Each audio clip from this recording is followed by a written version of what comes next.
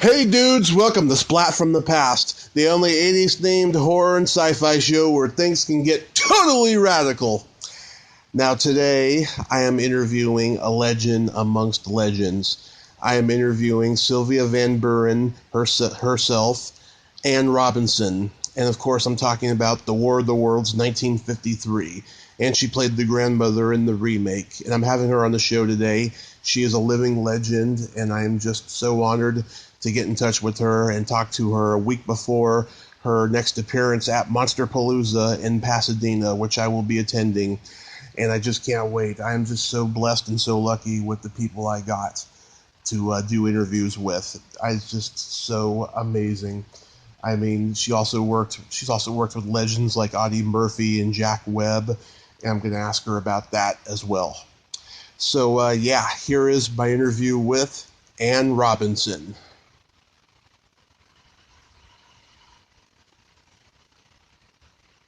Hello. Hi, Anne.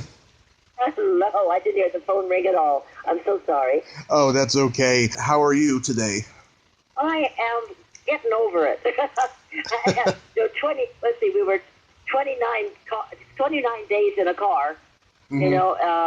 all the way from L.A. to Boston, Massachusetts it was fun. I mean, I'm a little weary, but not so bad. Oh, that's not so good. bad at all. It is lovely seeing the country. It's such a great honor. To me, you've always been one of the most beautiful redheads in movies. Oh, wow. Thank you. Oh, my pleasure, and I appreciate you taking the time today. So, going back to the beginning, was acting something that you gravitated towards early on? Sort of. I was always sort of a born show-off. I was always doing something at school or in the neighborhood, and I think I just liked to perform in front of people. I wasn't very good. I remember I was at a theater one time, and I couldn't have been more than 5 years old or more. And they had people come up on the stage, and I said I could dance, and I couldn't. And I could tap dance, so I was only moving my right foot.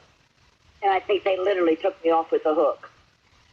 Mm-hmm. So you started out dancing first. I just wanted to show off in front of people, that's all. Mm-hmm. So you started dancing first, and then that led to, I was reading that you did stunts early on.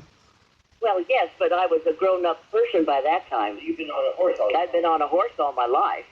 Mm-hmm. I got a tickle in my throat. Excuse me, I'm coughing a little bit. Excuse me. No, my father started me on horses when I was about 4 or 5 years old.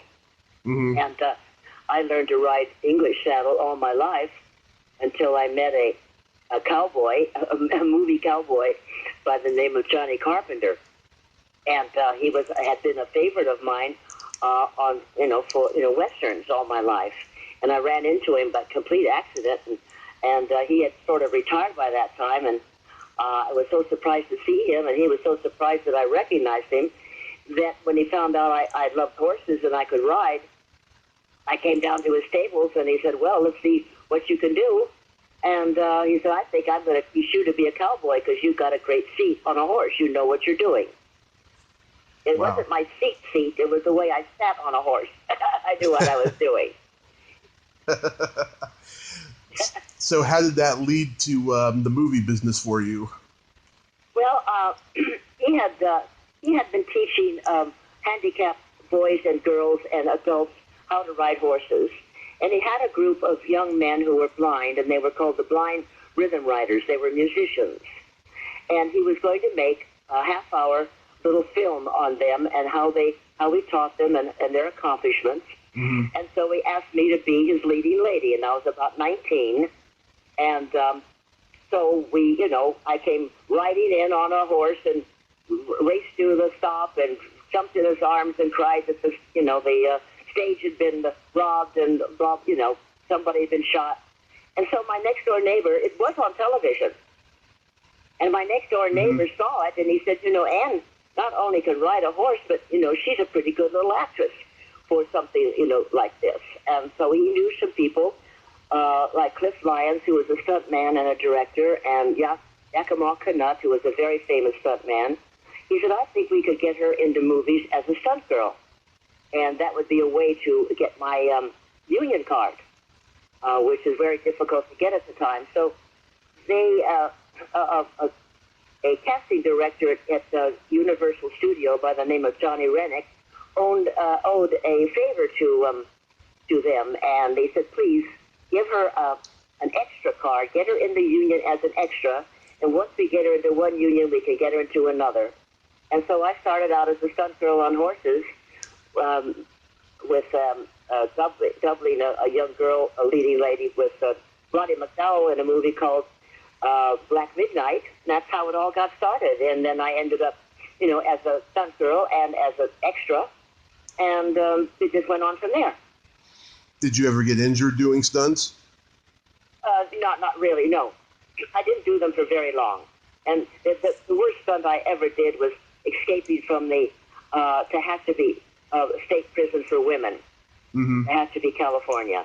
And it was a 15-foot barbed wire fence, and I lied my way into the stunt. I was accomplished. And they said, okay, we'll climb the fence. Well, somehow I climbed that fence, and once I got to the top, I didn't know what to do, and somebody said, well, jump. And I jumped. And I said, that's the end of it. I don't think I'll stick to horses. One of your earliest movies was an uncredited role in The Cimarron Kid with Audie Murphy. No, that's not the earliest. That was sort of, Bud Bedecker was a friend of mine, and he was a director. And that was sort of going to be like a test, a screen test for me, mm-hmm. For Universal Studio. This was after I had been at Paramount and Warner Brothers. My earliest film was Goodbye My Fancy with Joan Crawford. Mm-hmm. That was the earliest speaking part that I tried out for, had a screen test for, and accomplished, was lucky enough to get it. That was my earliest one, other than the fact that I was an extra on that beautiful movie with Place in the Sun, with that beautiful movie with Elizabeth Taylor, right. And Montgomery Clift. We were at a party scene while they were dancing, that famous scene where they kiss. And George Stevens, the director, said, does anyone here? I was an extra dancing with the rest of the boys and girls. And did anyone here have a SAG card, a Screen Actors Guild card? And I raised my hand right away, and I said, I did. So he put me by the door, and he said, now when Miss Taylor walks through the door, just say, hello, Angela. And right away, I had my own makeup woman, my hairdresser. I had a private chair. Suddenly I was no longer on the bench with the rest of the actors, or the extras. And I thought, I sort of like this role a lot better than being an extra. I like being a bit player. So that's sort of how I started. Mm-hmm. What was Audie Murphy like, though? I did not meet him. He was not in the film with me. I'm so sorry to say I never had the opportunity of meeting this wonderful young man, our hero in World War II, most decorated officer. What a lovely man he was. Mm-hmm. I didn't have the opportunity to meet him, and I'm so regretful. I see. How did you get so lucky into playing Sylvia in The War of the Worlds? Well, I was under contract at Paramount Studio. Milt Lewis, a wonderful talent scout, discovered me in a play that was called Wind Without Rain, and very, very close to Paramount, and invited me over, to have a screen test, and everything happened so quickly and so easily. I was put under contract to Paramount. I was one of the famous Golden Circle. That started like in 1922, where Cary Grant and Fay Wray, they were the original members of this famous Golden Circle, the Stars of Tomorrow. And I guess they read everybody. I don't know who else, what other actresses read the part, and I was one of the last. And I read for them, and they weren't too impressed with me. And Charlotte Clary, who was the drama coach at Paramount, I had done a breath exercise for her, which was two voices. I had to speak two voices simultaneously, one very evil one and then one very sweet one, and it was called, I wrote it down because I knew I'd forget what it was called. It was, let's see, what was it called now? I had it written here somewhere. Alter Ego. and I don't remember who actually did it. I've never looked that up, and I should. But it was a breath exercise where I had to change voices simultaneously without taking a voice in between voices. So I had to learn in each sentence somewhere to take a voice so I could change my voice immediately. Well, I did that for them. They listened. Charlotte had recorded it, and they listened to the recording, and they thought, well, that could have been done, separately, and then recorded together. And they said, no, I had to go into the famous fishbowl at Paramount Studios, where all the people had their readings, and do it for them in front of them. And they said, well, that was pretty good. You did a good job, and it looked like I could handle a lot of dialogue and a lot of emotion. And there was a couple of tiny little screams in it, nothing like you heard in War of the Worlds. But so George Pal very kindly said, you don't look the part, but we'll make you look the part. And they hired me. They said that was for me right then and there. Well, of course, I did have to have a screen test with Gene Barry, and we did the farm scene where I actually cooked those eggs, basted them, and we sat there at the table, and that was our screen test together. And then we started working in 1952. Screen test was the last day of the new year, of the old year, and on New Year's Day, and we started working the end of January, 1st of February, in 1952. Amazing. Yeah, when I was immediately, our first scene is when we escaped from the bunker that was on fire, and we're running around trying to avoid tanks and military people, and that was done in Phoenix, Arizona, with the National Guard was on bivouac, and the National Guard in California wouldn't do it. They didn't think that the Martians could defeat them, so their vanity wouldn't let them do the movie. So we went to Phoenix, Arizona, and they were very happy to do it. So we're actually dodging real tanks in real mud. Oh, my God. Yeah, that wasn't on a stage at all. That was outside in Phoenix, Arizona. Wow, that's crazy. It's also funny when you do something and you're supposed to be in a panic and frightened, and it's the first scene you've ever done, the first scene in the movie that you do, and you have no idea what you did before. Mm-hmm. So it's all make-believe. People often wonder, well, how did you do it? And I said, beats me. It's all make-believe. It's all just, let's pretend that's all it is. Mm-hmm. You gotta pretend somebody told you what you did before, and you got to pretend that you've done it. Yeah, when I was a kid, our local UHF station in San Francisco used to play very popular and very obscure Paramount movies, and they used to play this one a lot and stuff. I mean, it's a movie that even, now, it still holds up. Oh, doesn't it? Mm-hmm. Absolutely. Brilliantly. Just brilliantly. You hear that everywhere you go. Pardon me? You hear that everywhere you go. I do. My son is sitting here with me, but I do hear that everywhere I go. It's just, excuse me. Mm-hmm. It's all done, there's not a computer in sight. It's all done by hand. It's brilliantly done. But because Cecil B. DeMille owned War of the Worlds, he wanted George Pal to do it, and he wanted Paramount. Paramount didn't want to do it. And Cecil B. DeMille said, yes, you'll do it. I own it. I want George Pal to do it. And that was all there was to it. And a lot of money was put into the movie because of DeMille. It's quite evident, that they didn't spare any expense on this movie. Mm-hmm. And the art department, everything, it's brilliantly done. They had the best of detail and people who could do science, what is the word I'm looking for? The special effects. The special effects were all done by hand. The miniatures were not little. They were large, very, very large. The city hall that they blew up was between about 10 to 12 feet high, and they stood it up on a big tabletop, and so it just looked like the actual city hall downtown Los Angeles. Mm-hmm. Haskin was a specific director. And Byron Haskin is he was an amazing man because he had filmed. He was a cinema photographer in World War II. He was out in the trenches, so to speak, with actual war going on, filming it. So he was a great asset to film War of the Worlds because it was a war. And he made it look like a war, it sounded like a war, and people were not disappointed with his directing. Mm-hmm. What was Gene Barry like?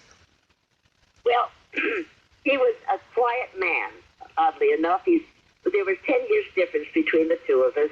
He came from New York. He was born in 1919, and I was born in 1929. He was married, and I don't know if he had children at that particular time. They had driven out from New York to take their chances in Hollywood, and just a very quiet, lovely man. And his wife Betty was adorable. We all got along extremely well, and there was nothing. Everybody wants a scandal or something. That he wasn't a nuisance. He wasn't unkind. He wasn't.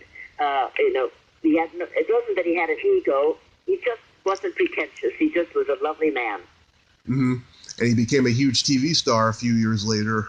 Yes, he was. I know he loved being Bat Masterson because he adored the cane and the top and the derby. But I said, Gene, trust me. You take a good look at your close-ups in War of the Worlds. You are gorgeous. Look at your face. You are going to be remembered forever for this movie.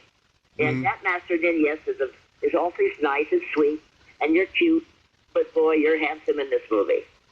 Finally, when we were at the 50th anniversary at the Egyptian Theater, they struck a brand new print for us from the negative, and it was a beautiful print. And I said, "Now, Gene, when you take a look at your close-up," and it was all over with, He said, "I think you're right."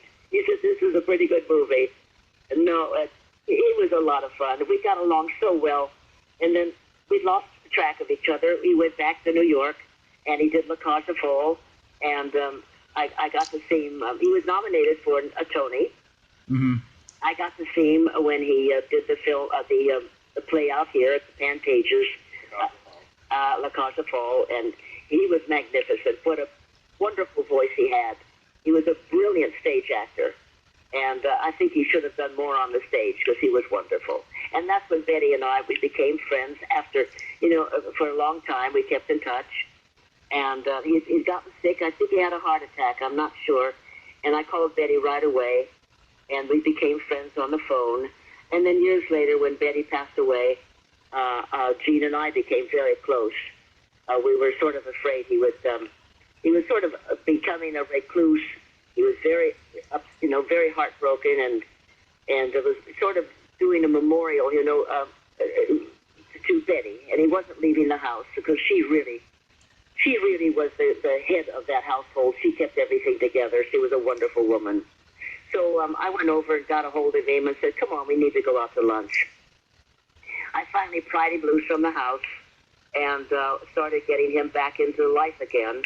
And we did the Lane Parade, which, I loved going down Hollywood Lane Parade. I used to watch that when I was a little girl on the corner of Hollywood and Vine. And then to be able to be in it was a thrill in my life. So I got Gene in it. We had a good time, and then later on, or that same year, at the Vista Theater, which is right at the intersection of Hillhurst and Hollywood, there's a theater called the Vista, which also Grauman built. It's a lovely theater. We have our handprints in the forecourt. So he was thrilled about that, and I said, "Look, you're right where they buy their tickets. They're stepping right on us. They can't avoid us." And then we had the 50th anniversary at the Egyptian, and I then a year or so later. But what else did we do? Les Tremaine attended that. Then dear Les Tremaine, who played General Mann, he was there. God bless his heart. We had practically the entire cast right there, where the people who were behind the scenes. We did have the entire, really the three important people of the movie were all at the Egyptian. And then we had a lot of people who were the technical advisors and the first assistant director, Mickey Moore, and several people there at the 50th anniversary. And our adorable Forrest Ackerman was there. Oh, everybody's gone. Everybody's gone. It's so sad. We all had such a good time together.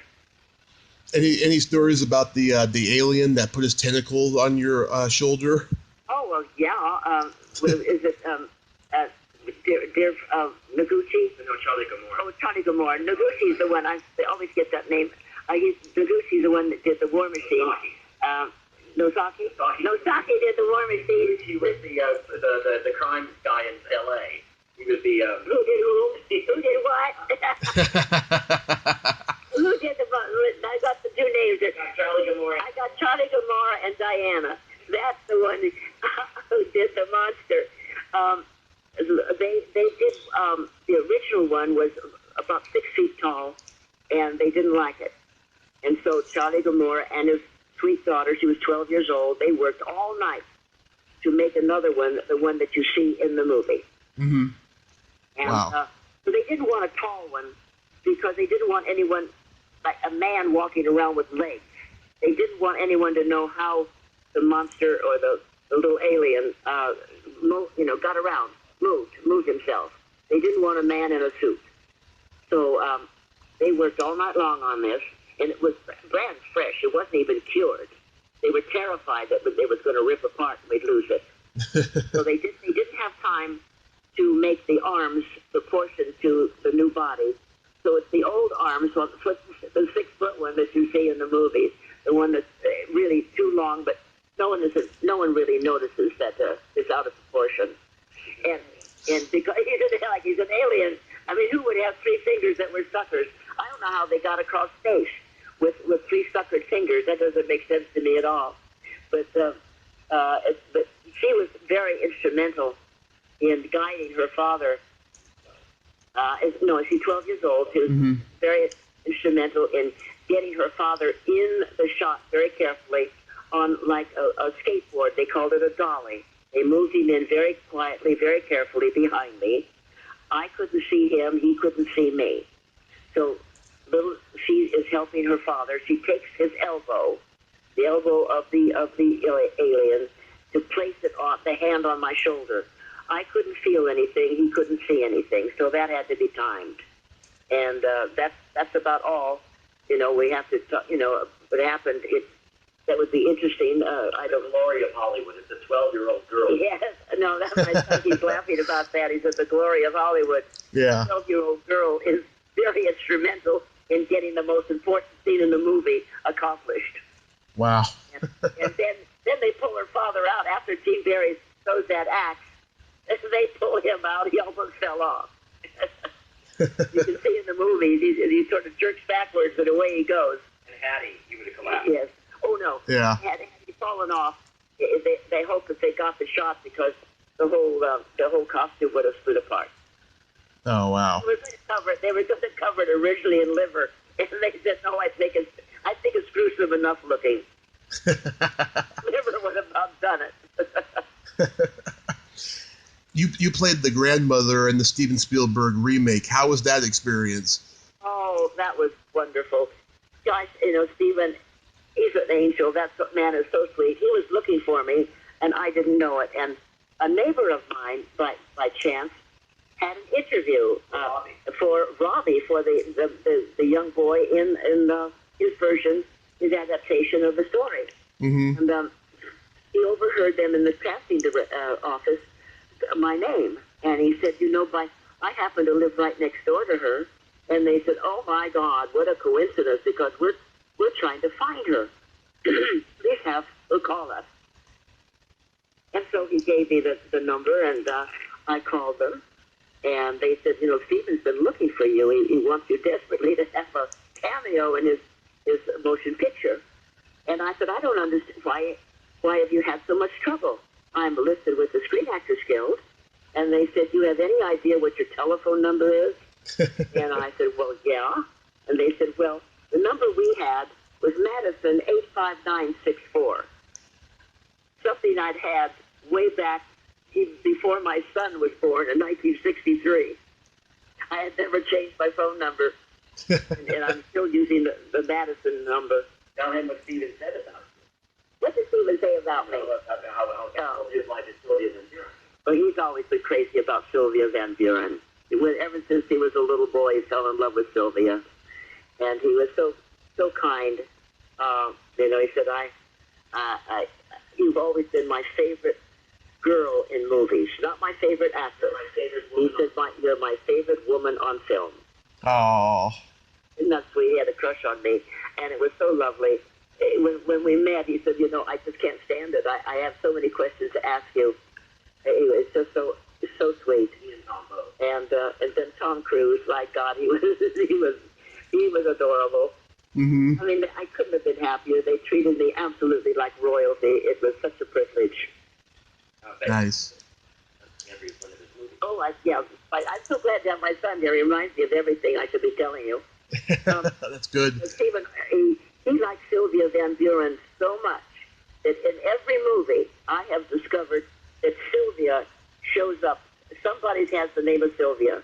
And in the last movie, Stefan and I went to, we were in New Jersey. Mm-hmm. We went to New Jersey, and we discovered that church that turns around in the very beginning of the movie when they all come out of the ground. Yeah. And right up the street is a street actually named Van Buren.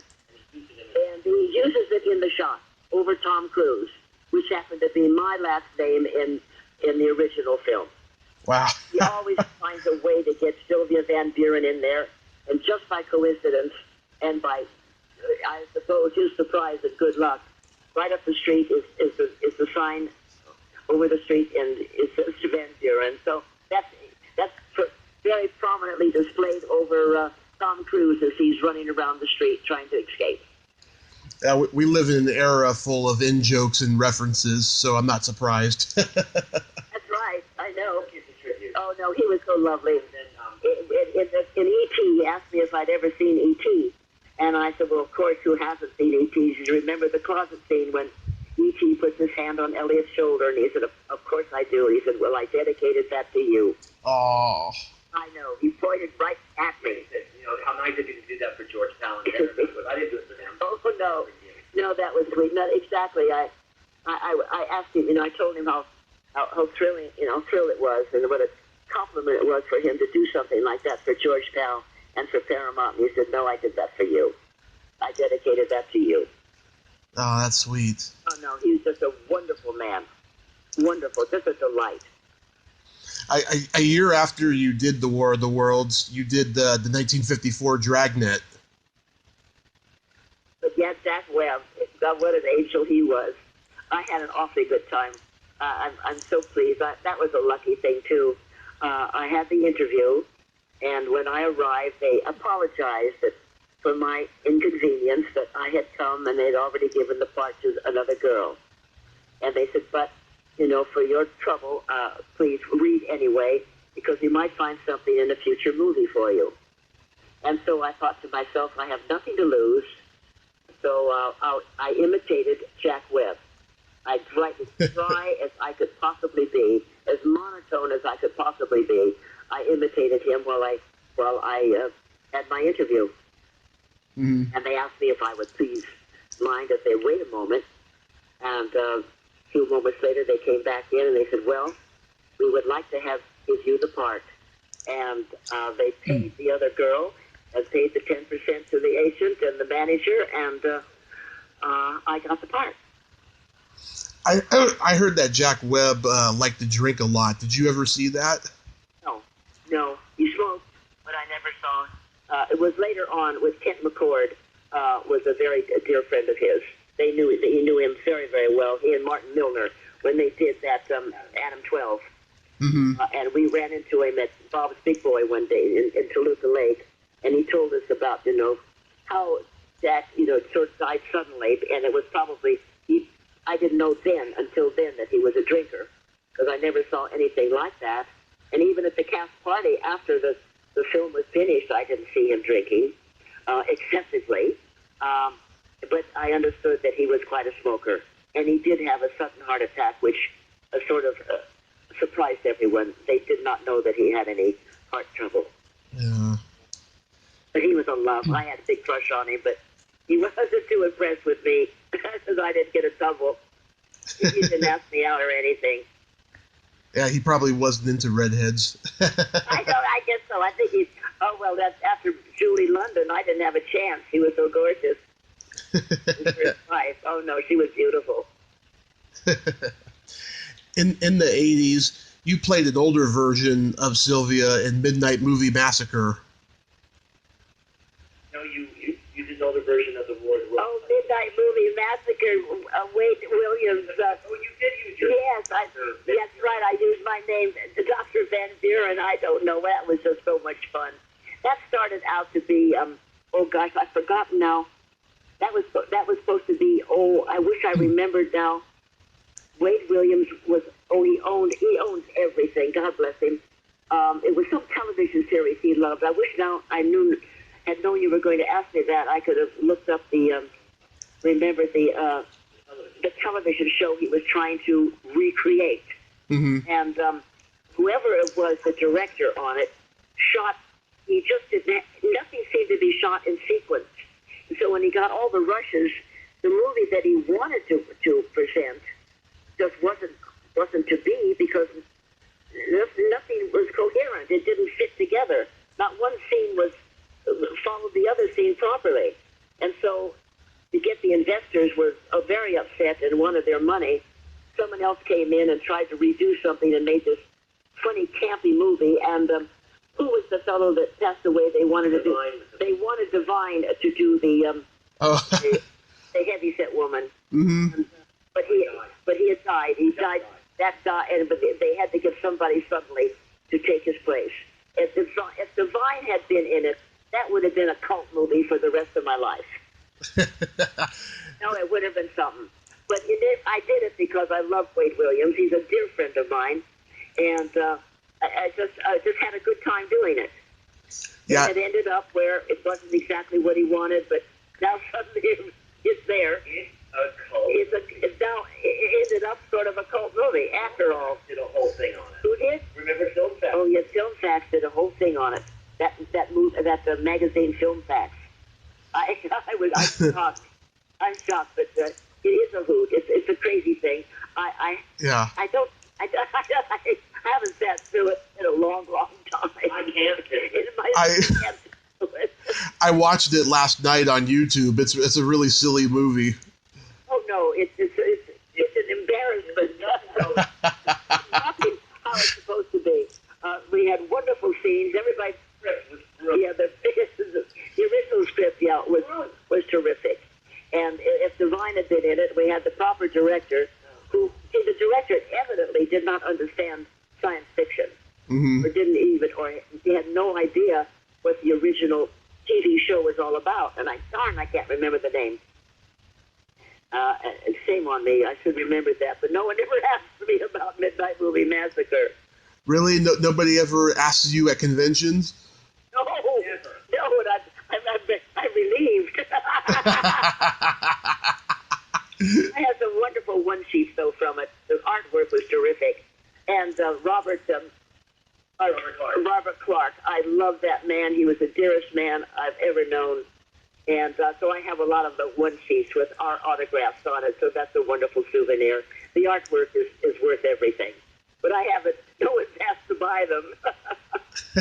Oh, my God, that's funny. I'll have them. My grandchildren will have them for the future generation.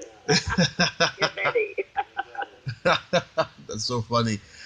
So next weekend, you'll be signing at Monsterpalooza in Pasadena. Oh, God, I love that show. It's Me one too. of the best shows I've ever been in. That Yeah. Theater in New Jersey.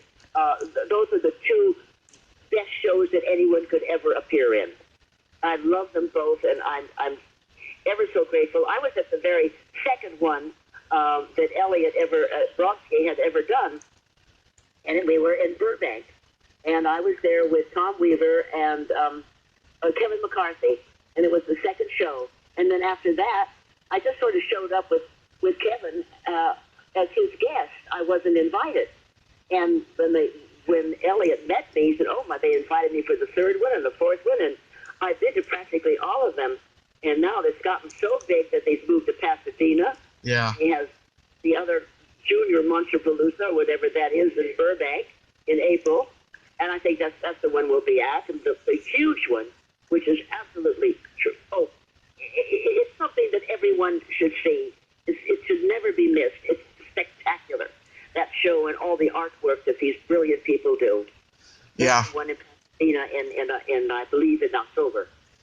Yeah, I went there both times in 2016 and 17. I wanted to meet you there in 2017, but I had my brother with me, and he was intoxicated the entire weekend. I didn't meet a lot of people that weekend, I tell you. Well, I was supposed to be there last year, and we had been up north at a convention in San Jose, and my son, I don't know what happened. The two of us had suddenly a sore throat. It just got worse and worse and worse. I was supposed to be there, 3 days, and I was looking forward to it because I was going to be there with my dear friend Robert Aragon and his little tiny teddy bear called Cuz, and they had invited me to sit with them, and I was so looking forward to it. And I got sick, and I missed 3 wonderful days. Oh. At the Pacific Convention last year. So this year I'm going to stay inside and not not go out and see anybody. I want to catch a germ. I don't want to miss this year's. Yeah. I just love Monsterpalooza. It's one of my favorite shows, and I'm looking forward to meeting as many people that's the Titanic weekend. So it's on the 13th, 14th, and 15th of April, and that's the anniversary of the Titanic sinking. Wow. Yeah, I'll be there, and I'm looking forward to it. I love going there. Oh gosh, I'll be so anxious to see you. Oh, thank you. Oh, please come by, wave a flag, and say I'm here. I'm here. I'll be so. Oh, really? To thank you for this lovely interview. It's so kind of you. Before you go, though, what? I don't know if Tommy's finished or not. Bring up Imitation of Life. Oh, that's right. My son always reminds me that there's a film that is extremely, extremely important. Are you familiar with Imitation of Life? It sounds familiar. With Lana Turner and oh, yes, yes, and Juanita Moore, Susan Kohner, and the daughter Sandra Day. Mm-hmm. Yes, it's such an important movie. I don't know if you're familiar with it because I think I don't know how to express myself about it because Susan Kohner is Juanita Moore's daughter, and she's trying to pass for white. She's very light-skinned, and she's passing for white. Mm-hmm. And she doesn't want her mother. Finally, when she becomes an adult, she doesn't want her mother to ever, acknowledge her because she doesn't. She's been beat up and harassed. So when people find out that she's not white, So I am a showgirl with her at the Moulin Rouge. That is a very famous nightclub on Sunset Boulevard across from the Palladium. Right. And so when Juanita Moore I was hired by Ross Hunter because of my bright red hair and a very, very fair skin. Because Lana Turner, she is so white with blonde hair, blonde and tan, and Juanita Moore is, dark with dark hair, with black hair and brown eyes. And little Sandra Day is blonde, and Susan Kohner is a brunette. And so I was hired because I am I would say, what am I? As the subject of color. I am considered the subject of color because I come in right where Juanita Moore and Susan Kohner are talking in a hotel room, and suddenly they freeze, and I walk in. They're finalizing their life. Stefan is trying to help me here. They're finalizing their life. He said, "Please, Mother, ignore me if you ever see me." Mm-hmm. I walk in and say, "Hi there, are you ready? We're supposed to go someplace." And I said, if you're the new maid, I have ants in my shower. Assuming, of course, because she's black, she is a maid. And she said, "No, I'm not, and that must be terribly uncomfortable." And I walk away, and they start not whispering, but mouthing to each other, goodbye, and I love you, or whatever.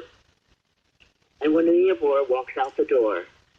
Now, this scene, I found out, is this whole movie, when Stefan and I met some lovely women of color who were helping us with renting a car, found out about my being in the movie. They said, this is the most important movie of my life, my mother's life, my grandmother's life, because they were all black women.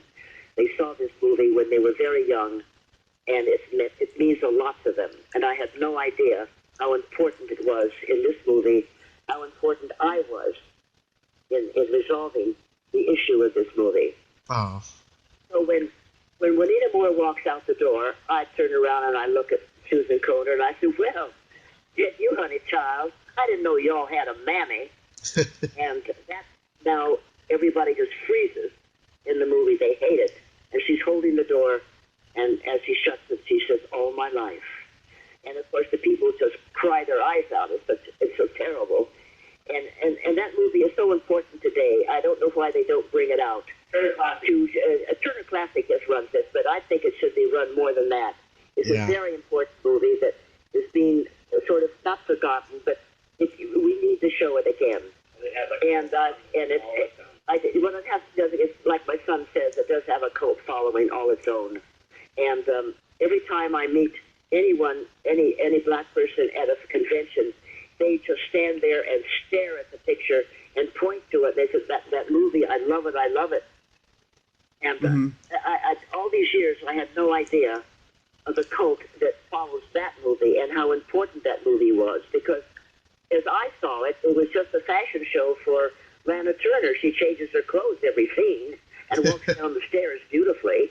I didn't realize, stupidly, I did not realize just how significant and important this movie was, how vitally important my role was, showing everybody why would she want to be a white woman, ugly white woman who has no sense, and just why would you want to be like the people who beat you up and say ugly things to your mother? So I'm just hoping that more people will see this movie and appreciate it as we do. I was looking it up. It was Douglas Sirk's last movie. Yes, it was. Yes, it was. Very important and Douglas Sirk has his own following, you know. Yeah. And I had no idea how important Douglas Sirk was as a director. I was so naive about that.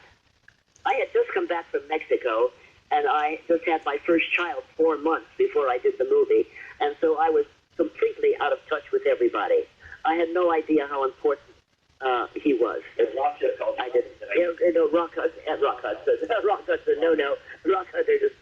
Hunter just called me up and asked me to come for an interview because he remembered how light skinned I was and how bright red my hair was, and I was very tall, slender, with a long neck, and I looked like a showgirl, so he needed me, and I was very privileged to be there, not knowing how important it was until years later, till right now, the last couple of years, I've realized just how important that movie is and how important my effort was.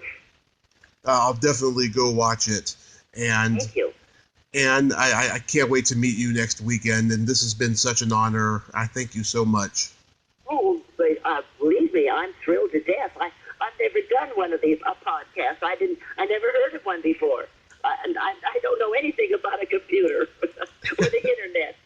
I'm still back in 1980. My son says, I have a rotary phone. Yeah. Yeah.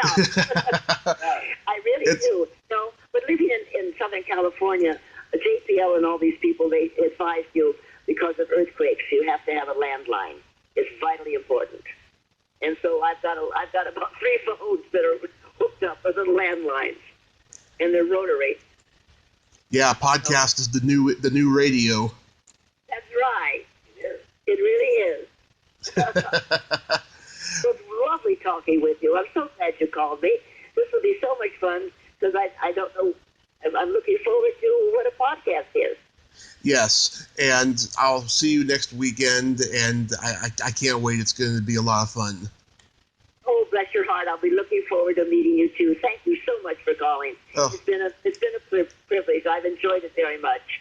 My pleasure, and you have yourself... No, I just wondered if you got everything? Got everything you need? Oh, got everything I need and beyond. And beyond. All right, my darling. It was a pleasure talking with you, and I look forward to meeting you. Thank you so much for calling me. My pleasure, Ann, and you have yourself a good rest of your day and night. I will, too, because you sort of cheered me up. I was sort of moping around the house, and now with all this conversation, I've sort of picked up. Oh, God bless you. God bless you too, dear. Bye-bye. Bye-bye. Well, there you have it. Anne Robinson, and special appearance by her son. Aren't they sweethearts? Yes, they are, and I can't wait to meet them at Monsterpalooza next weekend. A living legend and her son. If you like this video, everyone, please subscribe to my YouTube channel. Add me as a friend on Facebook. Join my Tommy Kovac comedian page on Facebook. Follow me on Twitter and Instagram and all that fun stuff. Well, that's all the time we have this week on Splat from the Past. Until next time, this is Tommy Throwback Kovac saying, there's no shame in living in the past, because the present sucks. Later, dudes!